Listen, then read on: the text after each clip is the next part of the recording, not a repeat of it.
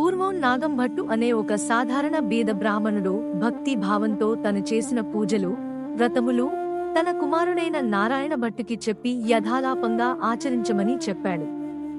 కాని పరమ భక్తుడైన ఈ నారాయణ భట్టు అత్యంత భక్తి శ్రద్ధలతో ఆ రామదేవుని కథ వ్రతమాచరించి తన చుట్టుప్రక్కల వారిచే ఆచరింపచేసి నిత్యమూ అదే ధ్యానంలో ఉంటూ సాక్షాత్తు ఆ శ్రీరామచంద్రుడినే ప్రసన్నం చేసుకుని తండ్రికి మించిన భక్త శిఖామణి అనిపించుకున్న నారాయణ భట్టు కథ ఇది.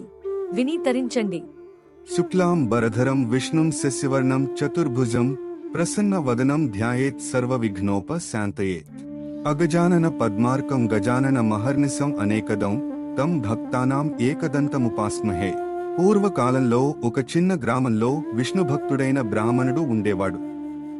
అతని పేరు నాగంభట్టు. అతని భక్తి ప్రపత్తులకు మెచ్చి ఆ గ్రామస్తులు అతని నివాసం కోసం కొంచెం భూమిని దానంగా ఇస్తే దానిలో చిన్న పూరి గుడిసె నిర్మించుకుని పూజలు చేసుకుంటూ అందులో నివాసం ఉంటున్నాడు. ఆయనకొక పుత్రుడు ఒక పుత్రిక ఉన్నారు. పుత్రుని పేరు నారాయణ భట్టు, పుత్రిక పేరు నారాయణమ్మ. వారిద్దరికీ ఇంకా వివాహం కాలేదు. భిక్షాటన చేసి కుటుంబ పోషణ చేసుకుంటున్నారు. అలా రోజులు భారంగా గడుస్తున్నాయి. నాగంభట్టుకి కాశీకి వెళ్లి ధనం సంపాదించుకుని రావాలి అని బుద్ధి పుట్టింది. భార్యతో చెప్పి తెల్లవారు ఝామునే లేచి స్నానాదికాలు ముగించుకుని కాశీకావడి భుజం మీద వేసుకుని కాశీ వెళ్లడానికి ప్రయాణమయ్యాడు. కొంత దూరం వెళ్లేసరికి దారిలో ప్రసిద్ధ ఋషీశ్వరులు అయిన సూతులవారు, వ్యాసులవారు, నారదులవారు ప్రత్యక్షమయ్యారు. వారు నాగంభట్టుని చూసి, ఓ బ్రాహ్మణుడా, ఎక్కడకు వెడుతున్నావ్ అని అడిగారు. అయ్యా, నేను చాలా పేదరికంలో ఉన్నాను. కాశీకి వెళ్లి ధనం సంపాదించుకోవాలి అని చెప్పాడు. ఓయి వెర్రి బ్రాహ్మణుడా, కాశీకి వెళితే నీకు ఎవరైనా డబ్బు మూటకట్టి ఇస్తారా? ఎవరైనా కాశీకి వెళితే గంగా స్నానం దొరుకుతుంది, విశ్వేశ్వరుని దర్శనం దొరుకుతుంది, అన్నపూర్ణ దర్శనం దొరుకుతుంది. అంతేగాని కాశీకి వెళితే డబ్బు మూటలు దొరుకుతాయా అని అన్నారు ఆ ఋషులు. మరి నాకు ఈ దారిద్ర్యం పోయే మార్గం సెలవీయండి ప్రభూ అని వేడుకున్నాడు నాగంభట్టు. అయితే మేము ఒక వ్రతకథ చెబుతాము, విని ఆచరిస్తే నీ బాధలు తొలగిపోతాయి అని వారు ఒక దివ్య మార్గాన్ని చూపించారు. ఆ ఋషీశ్వరులు రామదేవుని వ్రతకథ ఈ విధంగా చెప్పారు. పూర్వం కోసల రాజ్యాన్ని దశరథ మహారాజు పరిపాలించేవాడు. అతనికి పుత్రసంతానం లేని కారణంగా పుత్రకామేష్టి యాగం చేశాడు. వెంటనే అగ్నిదేవుడు ప్రత్యక్షమై పాయస పాత్ర ఇచ్చాడు. అది పట్టుకుని వెళ్లి కౌసల్య, సుమిత్ర, కైకేయి అను ముగ్గురు భార్యలకు ఇచ్చాడు. వారు ముగ్గురు ఆ పాయసాన్ని భుజించారు. ఆ పాయసం మహత్యం వలన దశరథ మహారాజుగారి ముగ్గురు భార్యలు గర్భవతులయ్యారు. నవమాసములు నిండిన తరువాత చైత్ర శుద్ధ నవమి నాడు పునర్వసు నక్షత్రమున రామ, లక్ష్మణ, భరత, శత్రుఘ్నులు అను నలుగురు కుమారులు జన్మించారు. వారు దినదిన ప్రవర్ధమానులై దశరథ మహారాజు సంరక్షణలో బాలచంద్రునివలే పెరుగుతున్నారు. అలా కొంతకాలం అయ్యేసరికి విశ్వామిత్ర మహర్షి వచ్చి దశరథ మహారాజుతో తానొక యాగం చేతల పెట్టినట్టు ఆ యాగ సంరక్షణార్థం రామ లక్ష్మణులిద్దరినీ తనతో పంపమని అడిగాడు. తన ఆస్థాన పురోహితులైన మహర్షి వశిష్ఠుల వారి సలహా మేరకు విశ్వామిత్రునితో రామలక్ష్మణులిద్దరినీ పంపడానికి దశరథ మహారాజు అంగీకరించాడు. ఆ విశ్వామిత్ర మహర్షి వెంట రామలక్ష్మణులిద్దరూ వెళ్లారు. ఆ ముని వారిద్దరికీ బల, అతిబల అనే విద్యలు నేర్పించాడు. రాముడు తాటకిని చంపి శివుని విల్లు విరిచి సీతని పెండ్లాడి అహల్యకి శాప విమోచనము చేసి పరశురామునికి గర్వభంగము చేసి కైకవరము చేత 14 ఏండ్లు అరణ్యవాసము చేశాడు. ఇలా అరణ్యవాసంలో ఉండగా రావణాసురుడు సీతను ఎత్తుకుని పోగా అప్పుడు లంకా పట్టణానికి వెళ్లి రావణుని వధించి విభీషణుడికి పట్టము గట్టి తిరిగి అయోధ్యకి వచ్చి పట్టాభిషిక్తుడై సుఖముగా రాజ్యపాలనం చేస్తూ ఉన్నాడు. ఇది రామదేవుని వ్రతకథ. ఓ నాగంభట్టు, ఈ కథను చెప్పుకుని 5 గురువారములు 5 ఆదివారములు పూజలు చేసి ఆవు నేతితో దీపం పెట్టి ఆవు పాలు, గోధుమరవ్వ, పంచదార కలిపి 5 ఉండలుగా ప్రసాదముగా చేసి రామదేవునికి నైవేద్యము పెట్టాలి. ఒక ఉండ రామదేవునికి, ఒక ఉండ బ్రాహ్మణునికి, ఒక ఉండ ముత్తైదువుకు, ఒకటి ఇరుగు పొరుగు వారికి ఇవ్వాలి. ఆఖరుగా మిగిలిన ఒక ఉండ భార్యా పిల్లలు తినాలి. ఈ విధంగా ఎవరైతే 5 గురువారములు 5 ఆదివారములు పూజ చేసి నిత్యము రామదేవుని కథ చెప్పుకుంటారో వారు అష్టైశ్వర్యములతో ఇష్టసంపదలతో తులతూగుతారని సూతులవారు, వ్యాసులవారు, నారదులవారు నాగంభట్టుతో చెప్పారు. అత్యంత భక్తి శ్రద్ధలతో విన్న నాగంభట్టు ఇంటికి వెళ్లి ఋషీశ్వరులు చెప్పిన విధంగా రామదేవుని వ్రతకథ చెప్పుకుంటూ కాలం గడుపుతున్నాడు. కాని నాగంభట్టుకి భక్తి కంటే ధనంపై ఆసక్తి పెరగడంతో ఋషీశ్వరులు చెప్పిన విధంగా నాగంభట్టుకి ఏ విధమైన ఐశ్వర్యములు దొరకలేదు. నాగంభట్టుకి మళ్లీ కాశీకి వెళ్లాలనిపించింది. వెంటనే కాశీ కావడి భుజంపైన వేసుకుని కుమార్తెని పిలిచి, అబ్బాయి, అమ్మాయి, మీరు రామదేవుని కథమానకుండా శ్రద్ధగా చెప్పుకుంటూ ఉండండి అని చెప్పి కాశీకి ప్రయాణమై వెళ్లిపోయాడు. నారాయణ భట్టు తండ్రిలాగానే పరమ విష్ణుభక్తుడు, చక్కటి వినయ విధేయతలు కలవాడు. ఆ మరుచటి రోజు నారాయణ భట్టు భిక్షాటనకు వెళ్లి వచ్చి, అమ్మా, రామదేవుని కథ చెబుతాను విందువుగాని రావమ్మా అని పిలిచాడు. నాయనా, వంటవేళ, ప్రొద్దున్నే పాచిపనికి దాసి వచ్చే వేళ అయింది. ఇప్పుడు కథ వినడానికి తీరిక లేదు అని చెప్పింది. మళ్లీ మధ్యాహ్నం కథ చెబుతాను విందువుగాని రావమ్మా అని కుమారుడు పిలిచాడు. ఇప్పుడేమి కథ నాయనా? పడకవేళ, నిద్రవేళ, ఇప్పుడు కథ వినను అని విసుక్కున్నది. తను కాపురానికి వచ్చినది మొదలు నాగంభట్టు భార్యకి భక్తి తక్కువే. ఎందుకంటే ఎన్ని పూజలు చేసినా, ఎంత ప్రార్థించినా వారి పేద బ్రతుకుల్లో కొంచెమైనా వెలుగు కనబడలేదు. అది ఆమె నిరాశకి కారణం. రామదేవునికి ఈమెను పరీక్ష చేయాలని అనిపించింది. దాని ఫలితంగా ఇంట్లో ఉన్న బిందె, చెంబు, గిన్నెలు అన్నీ రోజూ ఒక్కొక్కటే మాయమవుతూ ఉన్నాయి. అసలే పేదరికంతో బాధపడుతున్న ఈ కుటుంబానికి ఈ వింత మాయ బాగా ఇబ్బందికి గురిచేసింది. ఎప్పటినుంచో ముష్టి ఎత్తుకోవడానికి ఉపయోగిస్తున్న చిల్లుపడిన రాగి పాత్ర కూడా మాయమయ్యింది. ఆ పాత్ర అయినా ఉంచు రామచంద్ర అని నారాయణమ్మ ప్రార్థించడంతో అదేమి చిత్రమో ఆ చిల్లు రాగి పాత్ర మాత్రం మిగిలింది. ఈ జరుగుతున్నదంతా గమనిస్తున్న నారాయణ భట్టు ఇది పూర్తిగా ఆ రామచంద్రుని లీలా వినోదమేనని భావించి తల్లికి నచ్చ చెబుతున్న ధోరణిలో ఇప్పుడైనా రామదేవుని కథ చెబుతాను విందువుగాని రావమ్మా అని వాళ్లమ్మని పిలిచాడు. అసలే కోపంతో రగిలిపోతున్న వాళ్లమ్మకి నారాయణ భట్టు పిలుపు మరింత కోపాన్ని పెంచింది. నేను ఏ కథ వినను, కార్యము వినను, ఏ పనోపాటో చేసుకుని బ్రతుకుతానుగాని రామదేవుని కథ మాత్రమూ వినను అని ఖరాఖండిగా చెప్పింది. అంతేకాకుండా నారాయణ భట్టుతో, ఇంట్లో ఉన్నదంతా ఎలాగూ పోయింది, ఇక మీరిద్దరూ ఇక్కడ ఉండి చేసేదేముంది, నీ చెల్లిని తీసుకుని వెళ్లి ఎవరికైనా ఇచ్చి పెళ్లి చేయమని చెప్పింది.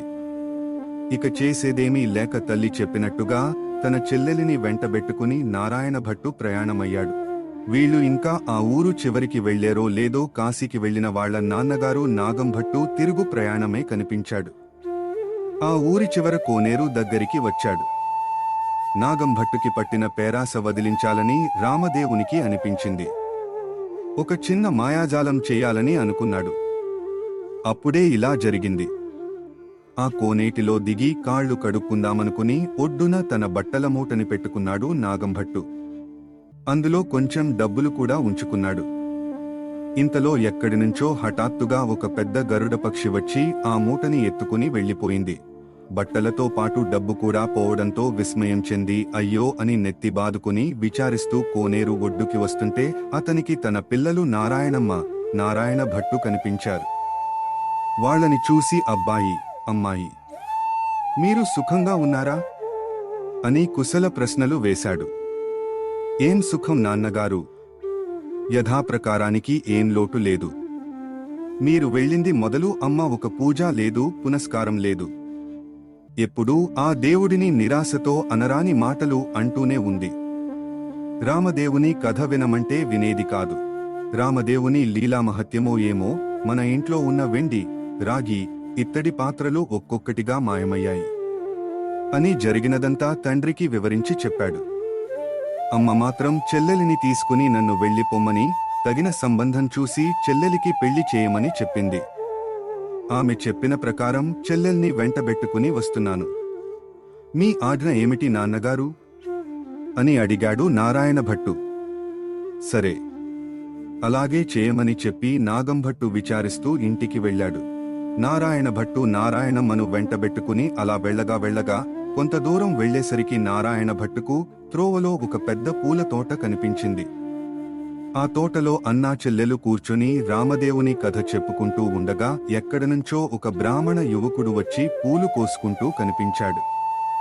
ఆ యువకుడిని చూసి నారాయణ భట్టు కొన్ని కుశల ప్రశ్నలు వేసి, "ఓ బ్రాహ్మణుడా, నీకు నా చెల్లిని ఇచ్చి పెళ్లి చేస్తాను, చేసుకుంటావా?" అని అడిగాడు. ఆ బ్రాహ్మణుడు సంతోషంతో పెళ్లి చేస్తానంటే వద్దంటానా, కానీ మా గురువుగారున్నారు, వారి ఆజ్ఞ ప్రకారం వారు పెళ్లి చేసుకోమంటే చేసుకుంటాను అని అన్నాడు. వెంటనే నారాయణ భట్టు ఆ గురువుగారి దగ్గరికి వెళ్లి, "అయ్యా, మీ శిష్యుడికి నా సోదరినిచ్చి పెళ్లి చేస్తాను, తమరు ఒప్పుకుంటారా?" అని అడిగాడు. వెంటనే ఆ గురువుగారు, "బ్రహ్మచారిని గృహస్థునిగా చేస్తానంటే వద్దంటానా, కాని వాడి దగ్గర చింతాకంత బంగారం లేదు, గోపాదమంత భూమైనా లేదు, మీకిష్టమైతే చేయండి" అని చెప్పాడు.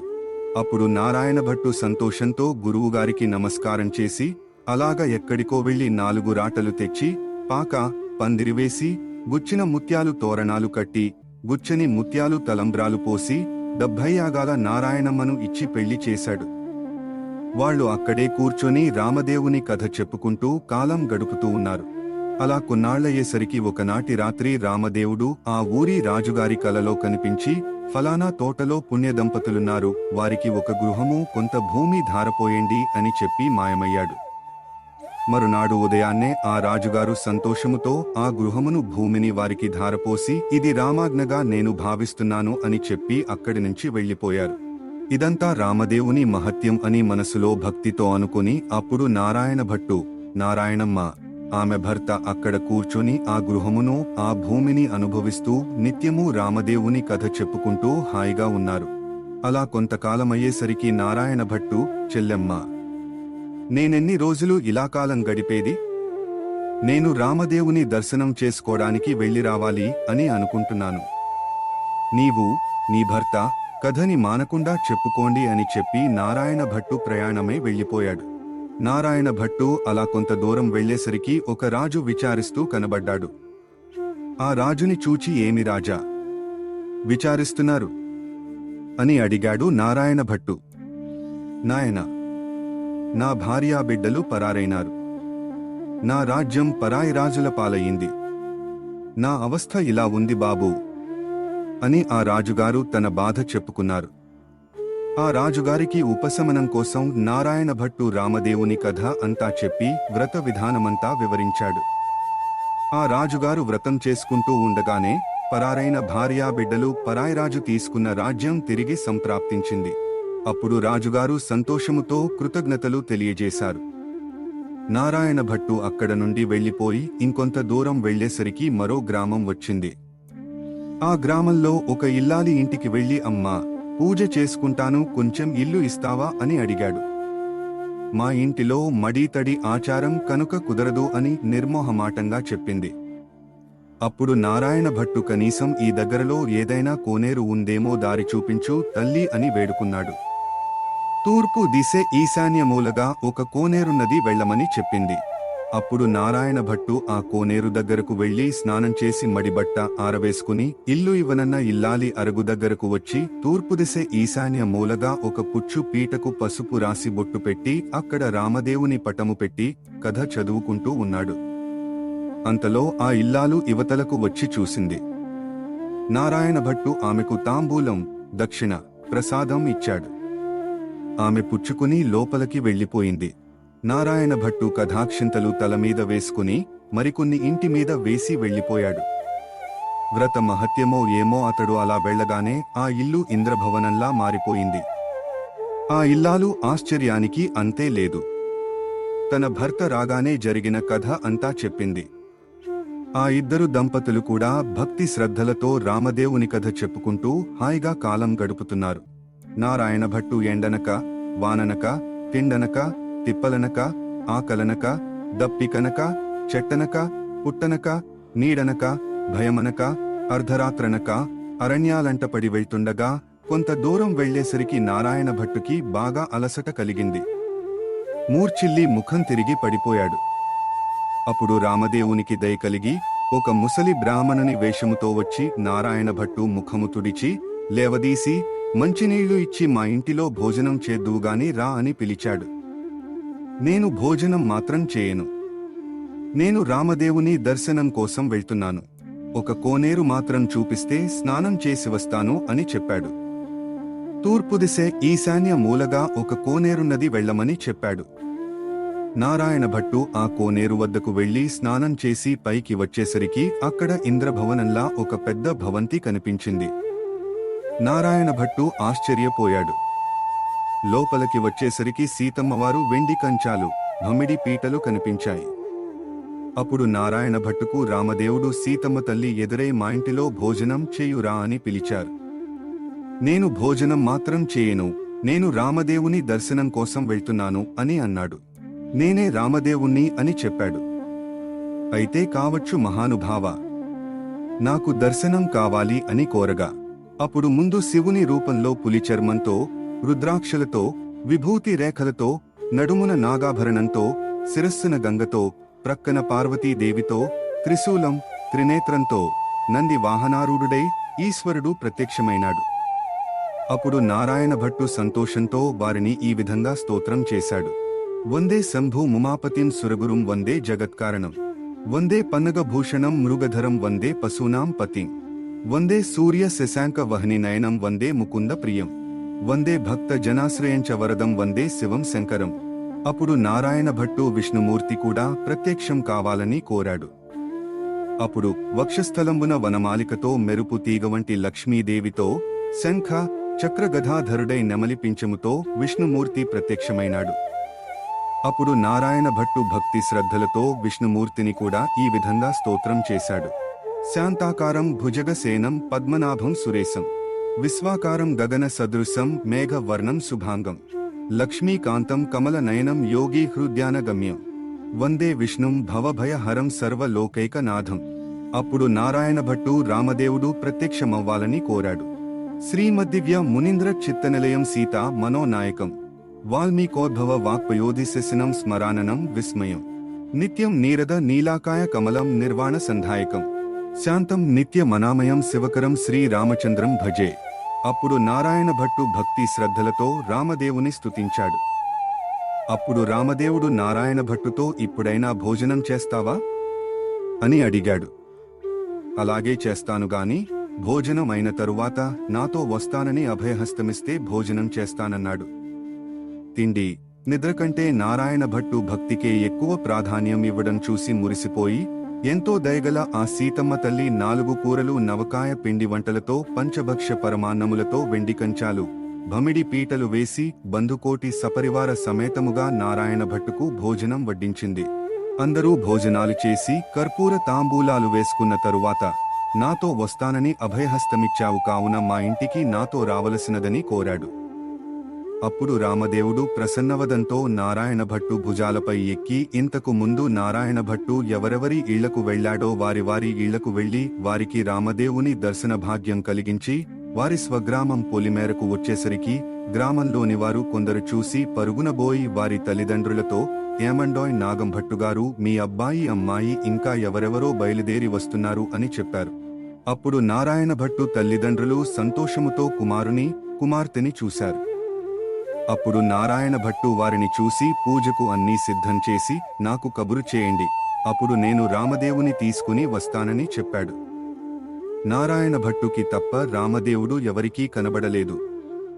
వారు సంతోషంతో ఇంటికి వచ్చి కుమారుడు చెప్పిన ప్రకారంగా సిద్ధపరిచి రామదేవుని తీసుకురమ్మని కుమారునికి కబురు పంపించారు. అప్పుడు నారాయణ భట్టు సంతోషముతో రామదేవుని భుజాలపై ఎక్కించుకుని ఆ గ్రామం 4 వీధులు ఊరేగించి ఇంటికి తీసుకువచ్చి రామదేవునితో, తండ్రి మా ఇంటిలో మీరు కుడి పాదం పెట్టండి అని ప్రార్థించాడు. అప్పుడు రామదేవుడు వారి ఇంటిలో కుడి పాదం పెట్టేసరికి ఆ ఇల్లు పెద్ద ఇంద్రభవనంగా మారిపోయింది. అప్పుడు నారాయణ భట్టు భక్తి శ్రద్ధలతో రామదేవునితో ఇలా అన్నాడు: నేను అపరాధిని, నన్ను మన్నించి నాకు ఉన్న ఈ పుచ్చుపీటయే సింహాసనం అనుకుని కూర్చుండవలసిందిగా వినయంగా ప్రార్థించాడు. ఆ మాటతో రామదేవునికి జాలి కలిగి ఆ పీట మీద కూర్చునేసరికి అది వజ్రాలు, వైడూర్యాలు, కెంపులు, మణి మాణిక్యాలతో చేసిన బంగారపు సింహాసనంగా మారిపోయింది. అందు హనుమ సీత లక్ష్మణ భరత శత్రుఘ్నాది సపరివార సమేతముగా రామచంద్రమూర్తి ఆసీనులై వెలసినాడు. అప్పుడు రామదేవుని వ్రతం చేసుకుందామనేసరికి అంతలోనే ఎక్కడనుంచో ఒక బీద బ్రాహ్మణుడు వచ్చి, ఏమండోయ్ నాగంభట్టుగారు, మీ అబ్బాయికి మా అమ్మాయినిచ్చి పెళ్లి చేస్తాం, ఒప్పుకుంటారా అని అడుగగా, పెళ్లి చేస్తానంటే వద్దంటానా బాబూ, అలాగే చేసుకుంటాము అని చెప్పాడు. నాగంభట్టుగారు పచ్చని పందిరి వేయించి, గుచ్చిన ముత్యాలు తోరణాలు కట్టి, గుచ్చని ముత్యాలు తలంబ్రాలు పోసి 70 యాగాల నారాయణ భట్టుకి పెళ్లి చేశాడు.